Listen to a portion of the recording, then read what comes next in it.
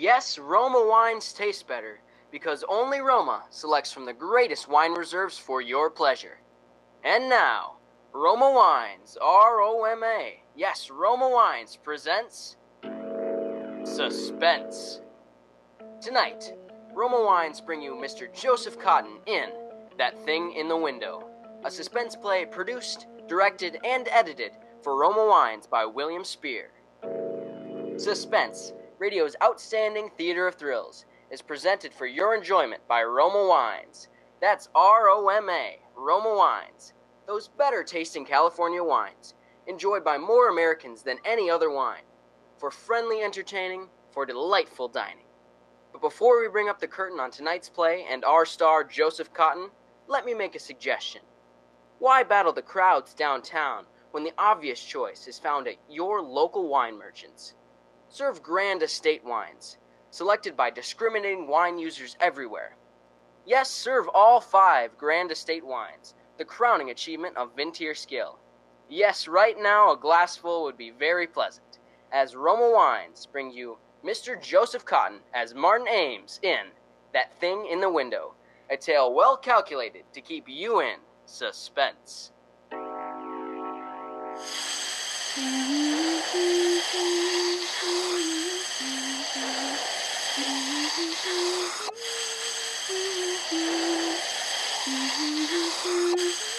Mary, turn that vacuum off here for a minute and come over here, will ya? I want to show you something. Yes, sir. Oh, right here, out this window. Now look across the street, directly across.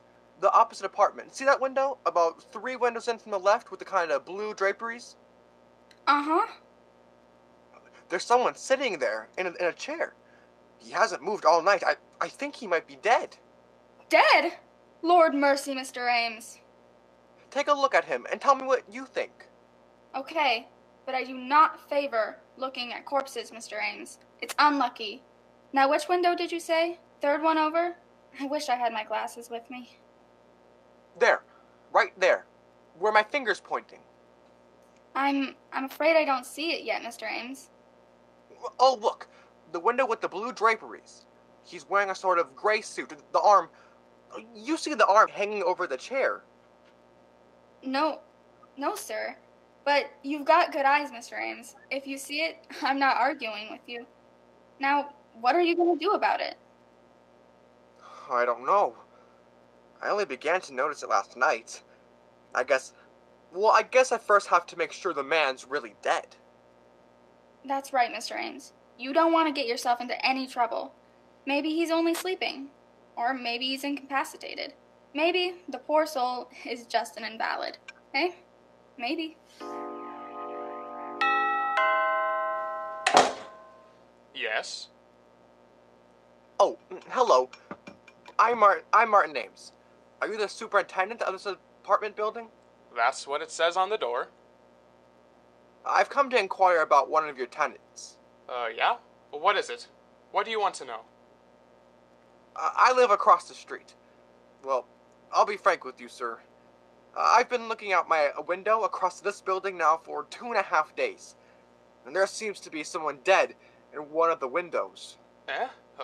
Which window? It's the 10th floor. I've counted from the street, and it's 10 stories up. There's a window with blue draperies about 3 windows in from the left, facing me, that is. And there's a man sitting there, and his head is slumped down in a chair. Huh. Just a minute. I'll get out my chart. 10th floor up from the street, eh? Well, it's really the 9th floor. The lobby counts 1. We got 2 apartments along the front of the house. It's in the front, yeah? That's right. Huh. Now 3 windows in from the left. That'll be, 9B. A 4-room. Nah, that couldn't be right.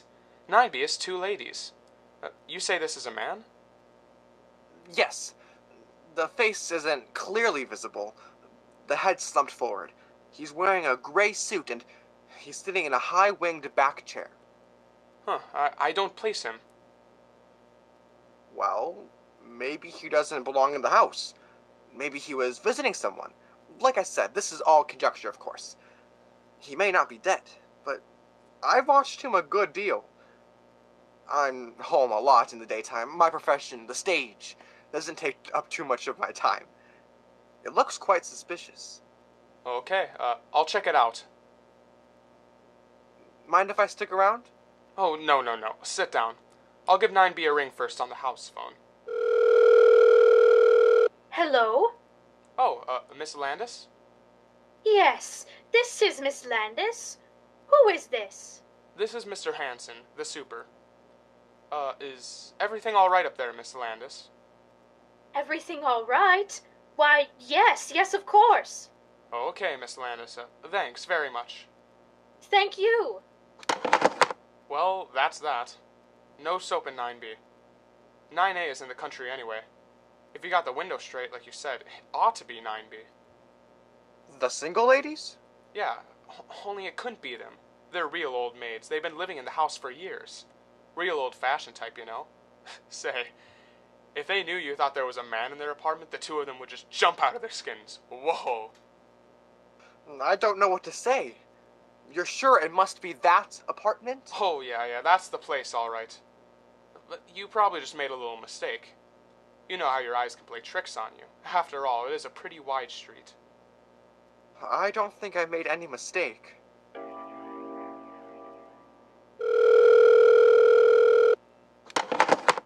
Hanson speaking. Hello, Mr. Hanson. This is Mr. Ames. Again? It's not there. But Mr. Hanson... I checked up on the two apartments this morning.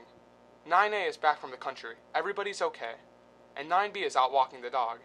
No dead bodies in the whole place. I can see it. It's still there. Oh, okay. Just where? Will you tell me where? In the same window.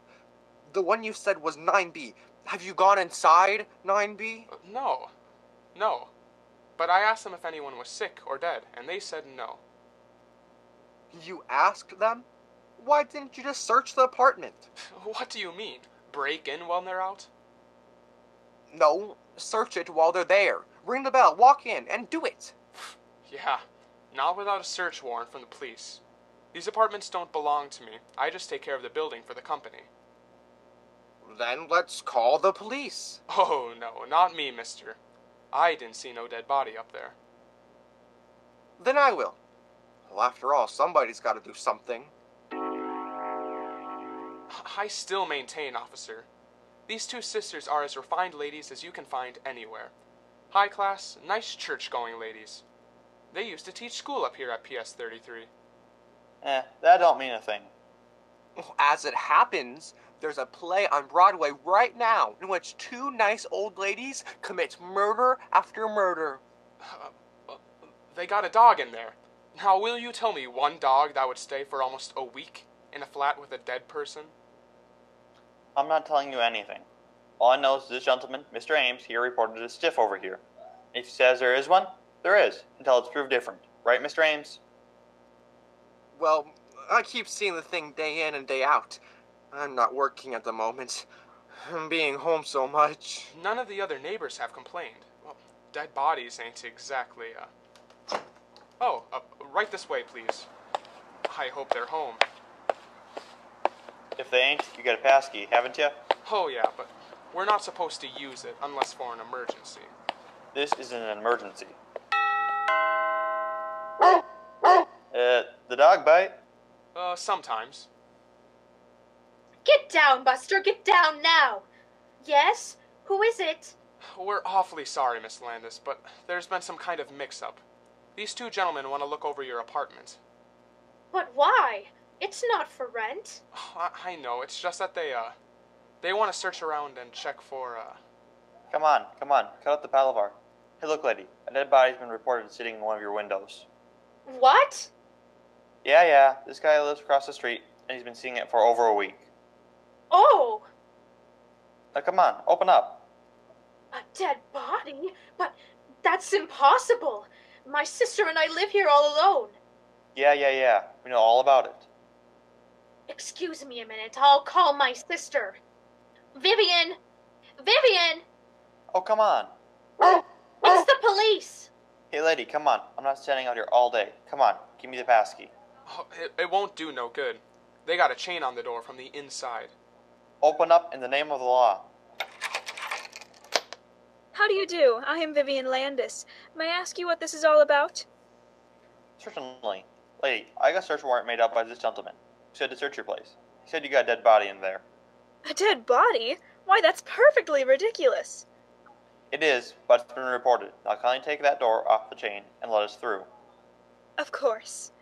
First, may I ask how did this peeping Tom see into our apartment? I thought, Mr. Hanson, we were quite private. Well, you see, He lives across the street on the same level. I just happen to be. Oh, well, then we should have to keep our shades down in the future. Although, one would think a grown man would have something better to do. Do come right in, gentlemen. Make yourselves right at home. Thanks. Is he coming in here too, Mr. Busybody? No, he doesn't have to if you don't want him. Well, I most definitely don't. Okay, Mr. Ames, you better stay outside. Officer, I was... Oh, he does want to poke around in our private rooms. Is that it? Then he better have some ulterior motive in worming his way in. Maybe he's coming to get the lay of the land so he can break in someday to rob us. Okay, he's not coming in. Let us take a look at your window. Yeah, I know, I'm sorry. Okay. Hey, Ames, what's the big idea? You... didn't find it? No. Well, that's very strange. Yeah, the only thing strange about it is your eyesight. You gotta get your glasses changed. There wasn't anything in 9B? No. Well, I don't understand it. How could I have seen it so distinctly, and it's not there? Perhaps it isn't in the window now. Perhaps they hid it while we were waiting outside the door? Hid it. Now, where do you hide a dead body in a 4-room flat? I looked in all the clothes closets and under the sofas and the chairs. Maybe they got it out of the back into the service elevator. Single-handed, with all the garbage cans and laundry going up and down. Perhaps they had accomplices. Oh, you probably think, oh, it's so terrible to keep seeing it and seeing it and feeling it slowly decaying there in secret. Oh, why the thing would be there for weeks. It's so high above the streets. Perhaps it'll never be found. Perhaps it's already being destroyed. Well then, if it's gone, what do you got to worry about? You don't have to sit and look at it no more. But I hope it is. I tell you, it's really getting me down. I haven't slept for nights keeping vigil. I'm in a nervous state. I haven't been this nervous in years. I can see that. Look, why don't you try forgetting about it for a while? Try not to look over into that window. Or go away for a change. You've done what you could, Mr. Ames. If there really is a stiff over there, that's my business, ain't it? And if there isn't... You mean... you think I'm... I may be... I'm not saying nothing, Mr. Ames. If I was you, I'll try catching up on my night's sleep. Hello? Miss Landis? I'm sorry to disturb you this time of night, but I'm desperate. I haven't anywhere to turn. What? Who is this? This is Mr. Ames. Martin Ames? Your neighbor, the one across the street? I was in your apartment yesterday morning with the police, or rather, I was almost inside your apartment. Your sister wouldn't let me in. Now please, don't think of me as a pest, Miss Landis. I don't mean to annoy you. It was only because I was so desperate that I initiated that search. It's quite all right. Goodbye. No, please don't hang up, because it's worse than it ever was. Miss Landis, I've been sitting here opposite your apartment, staring into your window, and I'm only asking you to help me, Miss Landis. Help me just a little, please. Help you? It's still there, Miss Landis. What is still there? The dead body. In your window. Oh my! There isn't! How dare you! The police are... I know now it doesn't have anything to do with you. would you just do me one favor, Miss Landis? Would you go into your living room and just check once more? Oh, I won't! I won't do anything of the kind! You're out of your mind! Perhaps I am, Miss Landis. That's what I'm trying to figure out. Then perhaps your sister, Vivian, would help me? She's not at home. Oh, Lord. And anyway, I don't see how you can see in. I pulled the shades down in there yesterday morning. I know. They're all down still. Then how can you see? I can't. At least, not the actual body. It's just a silhouette. I'm not belying you or your sister, Miss Landis. It's just, if there's someone dead in there, it's not you who are doing it, but think of me. What? If you could just be here and look over there and see the shadow of those quiet fingers, that shoulder, oh, that head. Oh, please stop it! Stop it! It's not here! It isn't! Just tell me one thing, Miss Landis. There is a chair by that window, though, isn't there? Yes.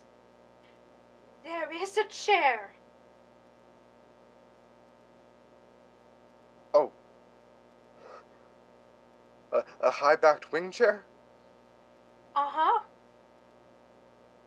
And have you anything on it? Anything piled up? I mean, like curtains, cushions, a dressmaker's dummy, Of course not. Or do you have a plant in the window, in front of it? Some kind of table, anything that would cast a shadow like a man's head slumped forward, or an arm hanging limp. No. There's nothing. Nothing but the chair. Then, would you do me just one more favor, Miss Landis? Please, please! As an experiment. Would you just go into the living room and move that chair from the window, please? If I do it, would you stop pestering us? Yes. Would you leave us alone? Forever? Yes, if it works. If it works? What do you mean? Do you mean? I can't tell you, Miss Landis, until you move that chair. Oh, all right. All right.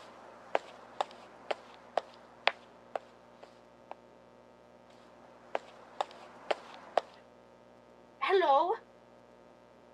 Yes? I moved it from the window. It's on the other end of the room, and it's empty. Oh. I see. Well, thanks very much, Miss Landis. I know what I have to do now. You mean? Yes, Miss Landis. It's still there.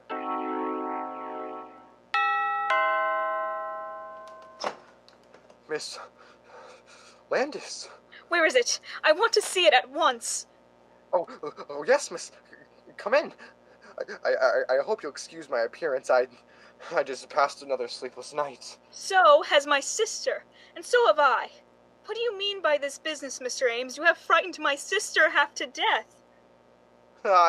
Seeing things that aren't there when you know they are not. I know they're not.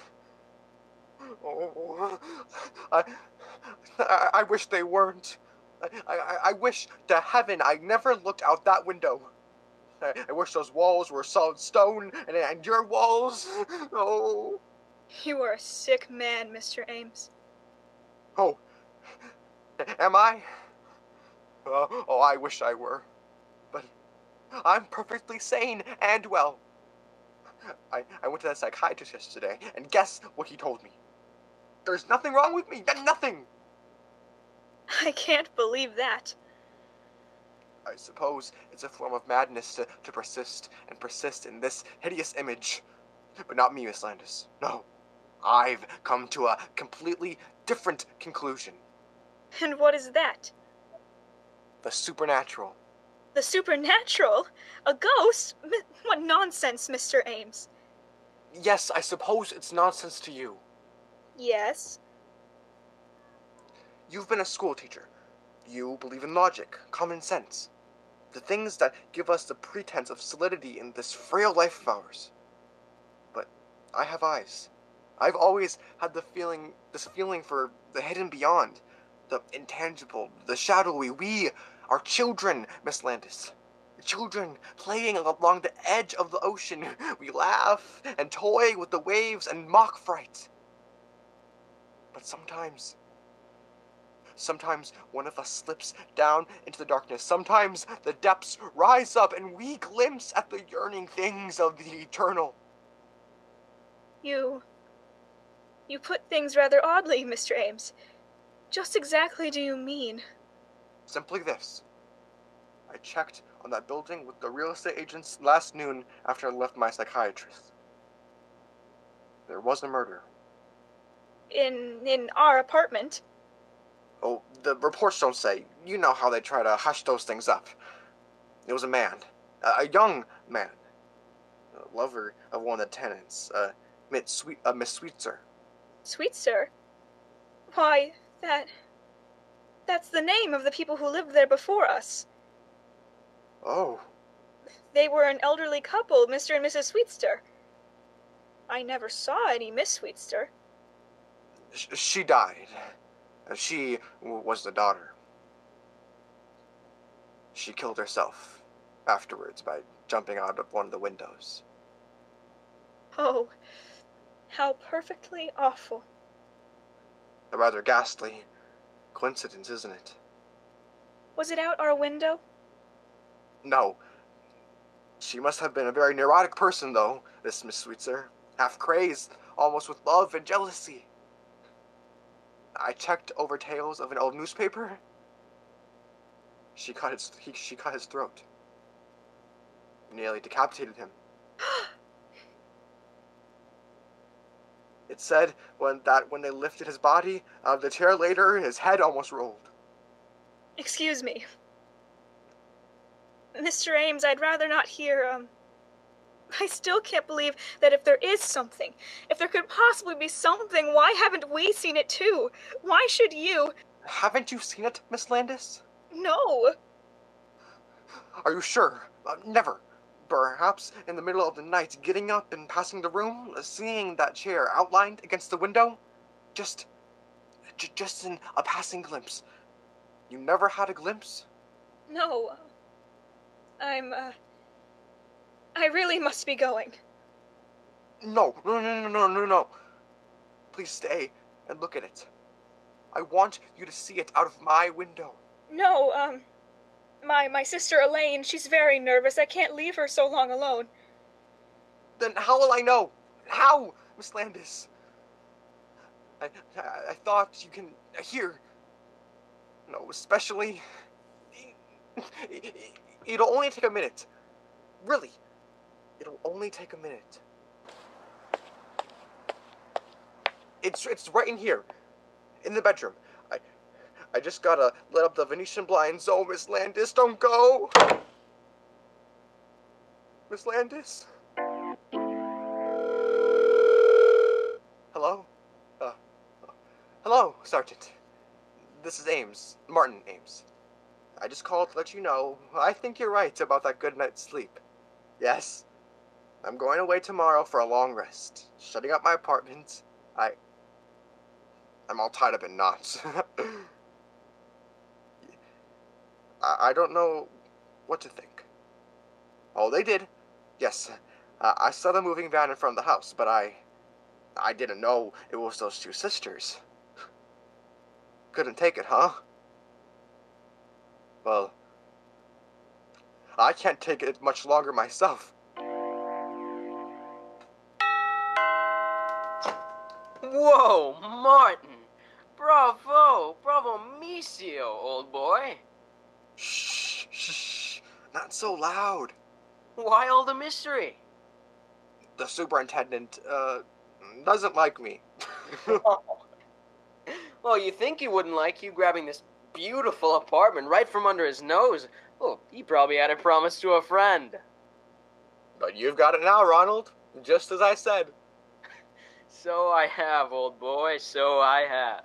Oh, and it's beautiful. You know I'm crazy about it. Marty, you have outdone yourself.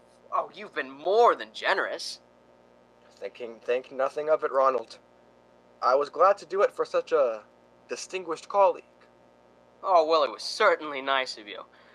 I just wish I could do something in return. I really do. Oh, perhaps that play I'm doing next week? You know there's a part in it. Rather small part, but very necessary. Wow, thanks just the same, but I'm doing pretty well just now, Ronald. Oh, I don't know how you found it, Martin. I mean, in this housing shortage. You know, even the superintendent didn't notice the rent. When your call came to my manager, I left rehearsal. I wouldn't trust anyone but myself.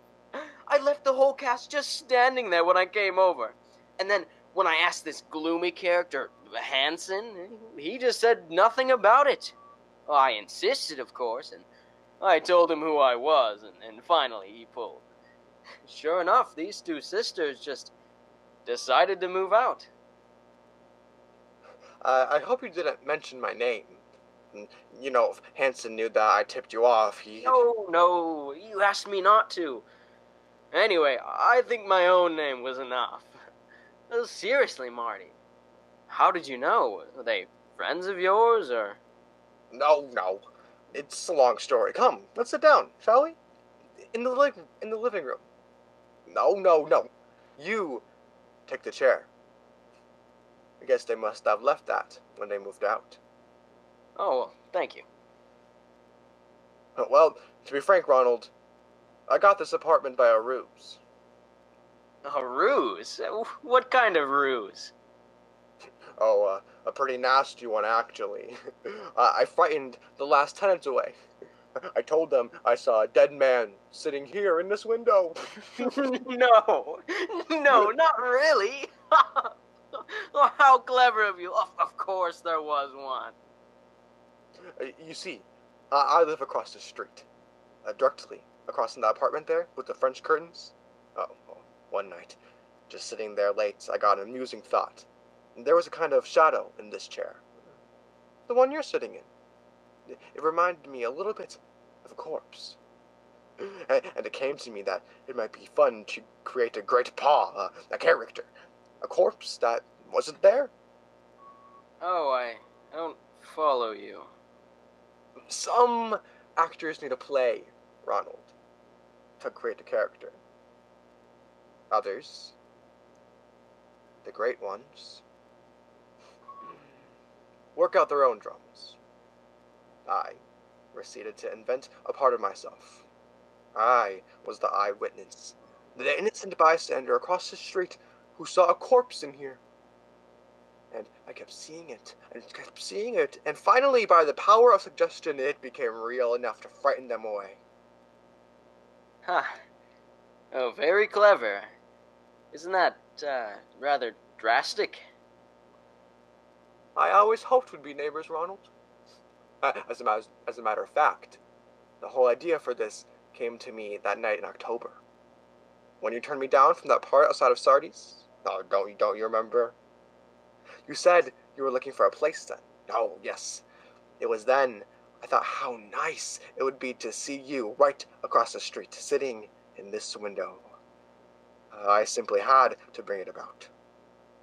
Oh, well, Oh, no, Ronald. Don't get up yet. I'm not through. Oh, really, old boy? I think the gang don't even know that I'm here, and, well, they're just... They'll wait. People always wait for you, don't they, Ronald? I could call them free, of course, but the phone's been disconnected.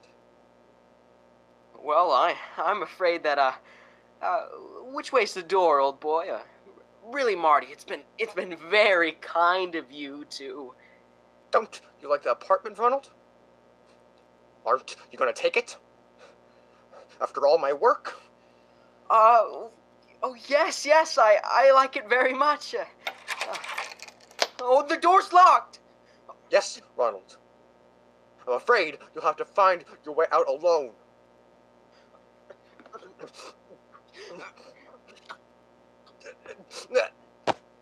There! That'll keep you quiet. Silence always became you better than all that ranting and glibness and charm, Ronald.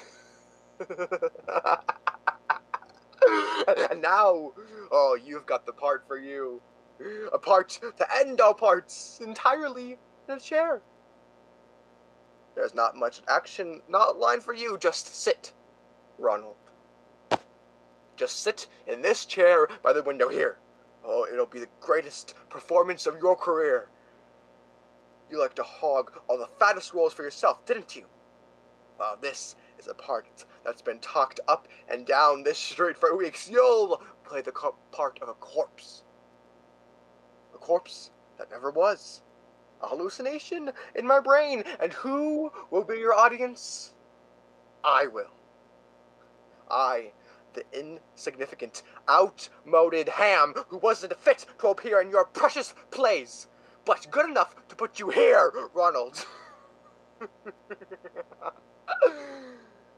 Who's the better actor now? Ronald. Goodbye, Ronald. See you across the street. Suspense. Presented by Roma Wines. R-O-M-A. Roma, America's favorite wine. And now, this is Ken Niles with the curtain call for the perennial suspense favorite, Joseph Cotten. Joe, tonight marks your 7th appearance on Suspense in less than 3 years, making you our all-time champion guest. No Cotten shortage on Suspense, I guess. And no shortage of suspense when Cotten is on hand. And thanks for those 7 stellar performances. Accept this gift basket of Roma Wines, America's best vintier. Grand Estate Wines please the most discriminating guest, no matter the occasion. I'll remember that, Ken. For gracious dining, serve Roma Wines. Grand Estate Wines, crowning achievement in vintier skill.